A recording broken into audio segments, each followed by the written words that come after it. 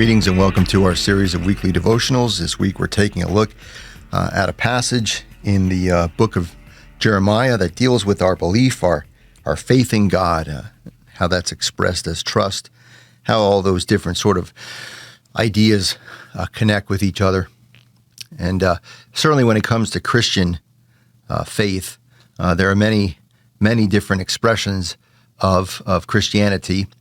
And one of the interesting things, I guess, and one of the frustrating things sometimes is that sometimes certain manifestations of Christianity don't seem like they're following Jesus very, very well. One of the kinds of Christianity that sort of bothers me, rubs me the wrong way, is the prosperity theologians, those mega church preachers who preach to huge auditoriums and live in mansions and fly private jets and wear Armani suits. Doesn't seem to me to have much to do with the message of Jesus.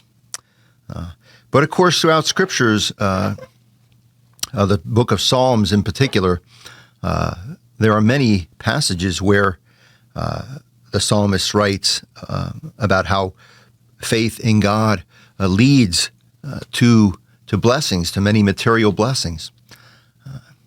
But of course, in the Hebrew Bible, there are also the books of Ecclesiastes and the book of Job, in which those characters also have faith, and sometimes a very strong faith in God, but things don't work out so well for them.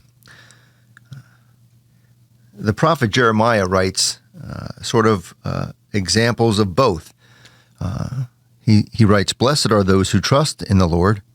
They shall be like a tree planted by water." Then also writes that the tree will not fear when the heat comes, and in the year of drought, it is not anxious.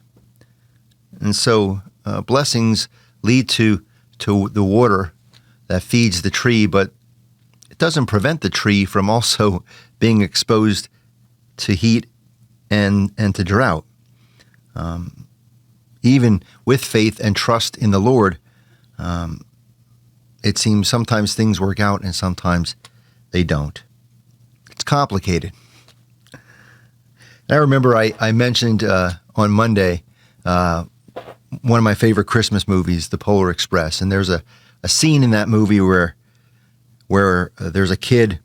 He comes from sort of the wrong side of the tracks, and even though he's believed in Santa, things have never really worked out for him. And two of his friends are trying to encourage him to go to see Santa, but he keeps repeating over and over again, "Christmas just doesn't work out for me. Just doesn't work out."